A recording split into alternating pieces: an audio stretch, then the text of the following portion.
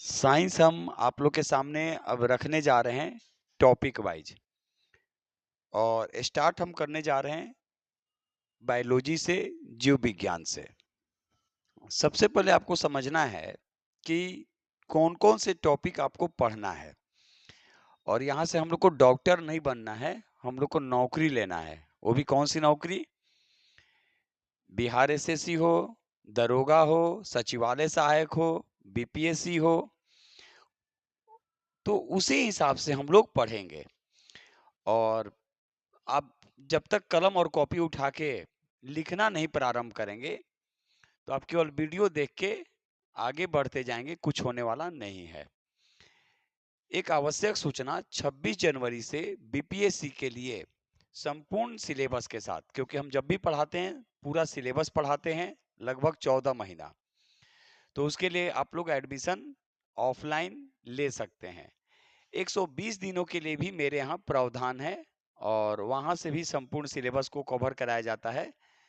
तो ये 2 तरीके के हमारे यहाँ जो बैचेज जो हैं, वो पहले हम एक ही तरीके के चला रहे थे, लेकिन कुछ समय और परिस्थितियाँ थोड़ा-सा चेंज करना पड़ा, लेकिन उसमें भी संपूर्ण सिलेबस को कवर कराया जाएगा। तो आप वहाँ भी एडमिशन ले सकते हैं। Pragyan GS centre, BD college, Mithapur, Gauriya Math. तो चलिए आज हम लोग देख रहे हैं और ये अगर आप लोग का रिस्पांस अच्छा रहा तो फिर इसको और भी बेहतरीन तरीके से हम आपके सामने रखेंगे। पहले समझेंगे कि जीव विज्ञान में कौन-कौन से टॉपिक को हम लोग को पढ़ना होगा। सबसे पहले जीव विज्ञान की प्रमुख शाखाएं। तो प्रमुख शाखाओं के बारे में बात करेंगे तो इसमें 3 प्रमुख शाखाएं आती हैं।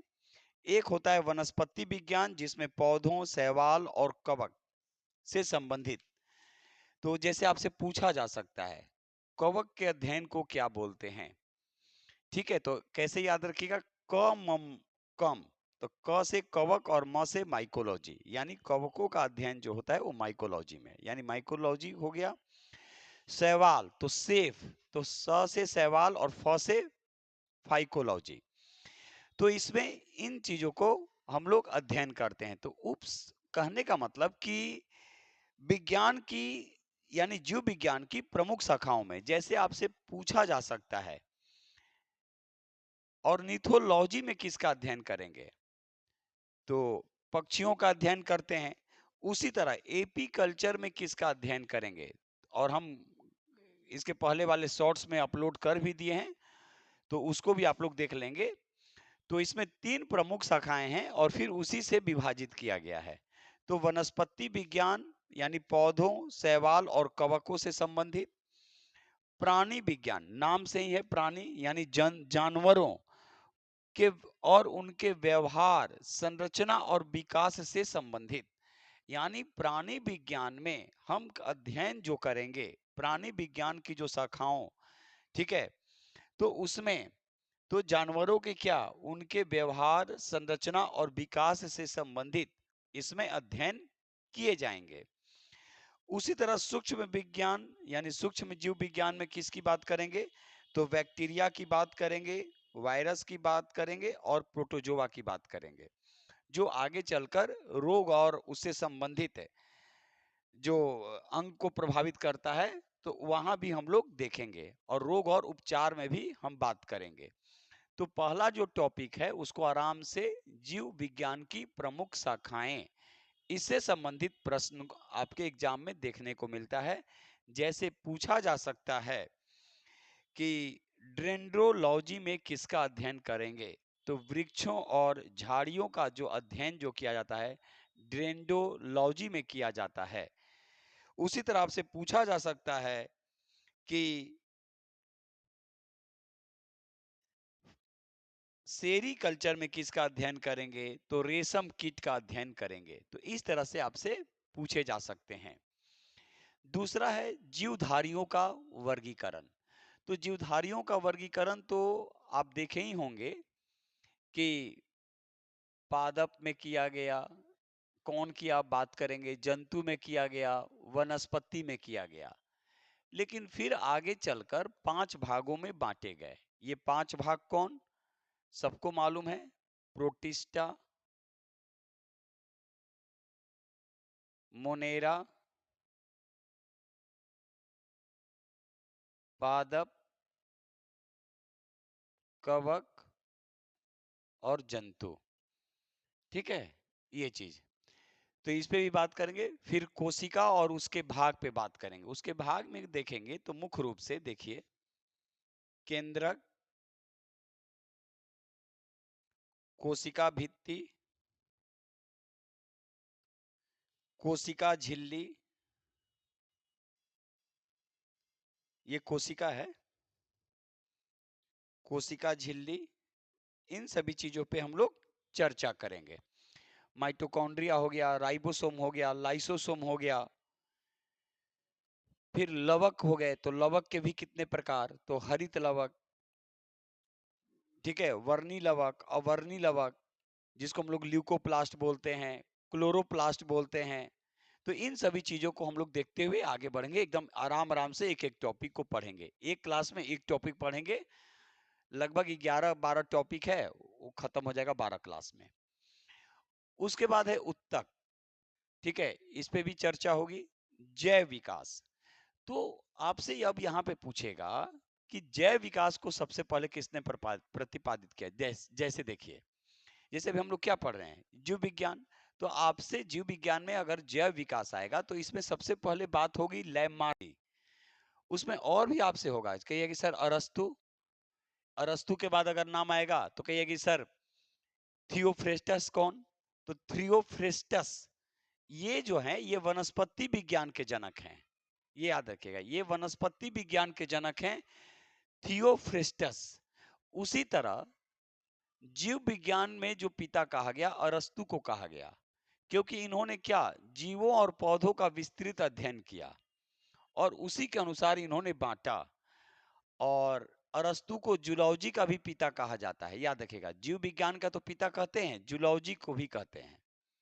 ठीक है, तो उसी तरह वनस्पति विज्ञान के अगर पिता के रूप में देखा जाता है या जनक के रूप में देखा जाता है तो थियोफ्रेस्टस को कहा गया।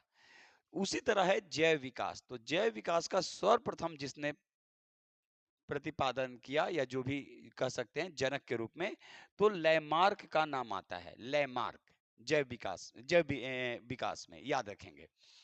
उसी तरह हम लोग आगे देखेंगे आनुवांशिकता। आनुवांशिकता क्या, एक पीढ़ी से दूसरे पीढ़ी में क्या उसके शारीरिक और गुण को क्या करता है, ट्रांसफर करता है। यानी उसके शारीरिक और उसके गुण को क्या करेगा, हस्तांतरित करेगा, यानी एक पीढ़ी से दूसरे पीढ़ी में। तो इस पे भी हम लोग बात करेंगे एकदम आराम आराम से। इसी में आएगा, देखिए इसी में अगर हम लोग आगे देखेंगे तो हम लोग पढ़ सकते हैं, जैसे यहाँ पे मानव शारीरिकी है ना एवं क्रिया विज्ञान। तो जैसे मानव शारीरिकी और क्रिया विज्ञान, तो इसको हम लोग ऐड भी कर सकते हैं यहाँ पे। ठीक है, अनुवांशिक में या जो भी है, आगे एक एक टॉपिक इसलिए हम लिख दिए हैं। फिर जनन की बात करेंगे, फिर जैव उर्वरक की चर्चा करेंगे, फिर मानव शारीरिकी एवं क्रिया विज्ञान। और इसी में हम लोग देखेंगे आगे चलकर मानव रक्त। याद रखिएगा, मानव रक्त, ये सारा टॉपिक इसी में आ जाएगा। जैसे हम लोग जैसे हार्मोन पढ़ेंगे, तो हार्मोन पढ़ेंगे तो मानव हार्मोन, पादप हार्मोन। तो इन सभी चीजों को हम लोग एक एक इकट्ठे करके पढ़ेंगे। अब जैसे कहिए कि सर प्रोटीन छूट गया, विटामिन छूट गया, नहीं, कोई चीज छूटेगा नहीं। हम सारा इसी में कनेक्ट करेंगे। और किस टॉपिक में मुझे कनेक्ट करना है मुझे पता है, ये याद रखिएगा। तो मानव शारीरिकी एवं क्रिया विज्ञान, एक एक टॉपिक को जब तक समझेंगे नहीं, तो केवल और केवल किताब उठा के पढ़ने से नहीं होता है। किताब तो पढ़ना पड़ेगा, लेकिन टॉपिक को समझते हुए। उसी तरह हम लोग हार्मोन देखेंगे, तो हार्मोन में दोनों हार्मोन की बात करेंगे, एक पादप हार्मोन और मानव हार्मोन। तो पादप हार्मोन में भी किसके लिए, पुरुषों का और महिलाओं के लिए जो हार्मोन होता है वो देखेंगे।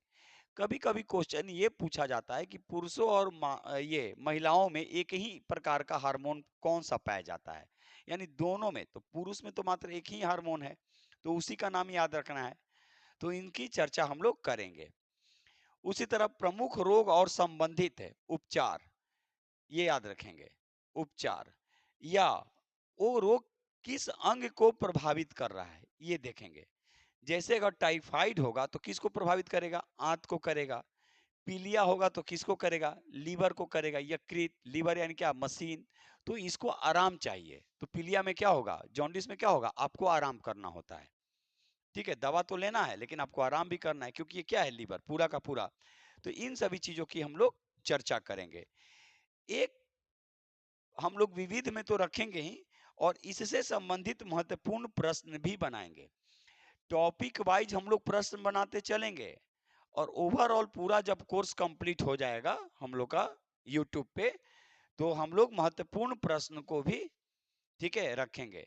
यूट्यूब का दोनों चैनल आप लोग सब्सक्राइब कर लेंगे, प्रज्ञान जीएस सेंटर और स्पिरिट ऑफ सक्सेस क्लासेस, हम दोनों पे अपलोड करेंगे। तो चलिए, आज हम शुरुआत किए हैं साइंस से, और मेरा प्रयास रहेगा कि आपको बेहतरीन दिया जाए। और फिर एक बार बोलेंगे, पढ़ाई रुकनी नहीं चाहिए, क्योंकि मध्यम वर्गीय परिवार के पास कोई ऑप्शन नहीं होता है, सिर्फ एक ही ऑप्शन है, पढ़ना। और चलते चलते एक चीज और बोलेंगे, जिस काम में आप लगे रहेंगे 3 साल, 4 साल, 5 साल, उस काम में सफलता अवश्य मिलेगी, बशर्ते ईमानदारी से आगे बढ़ते हुए जाना है।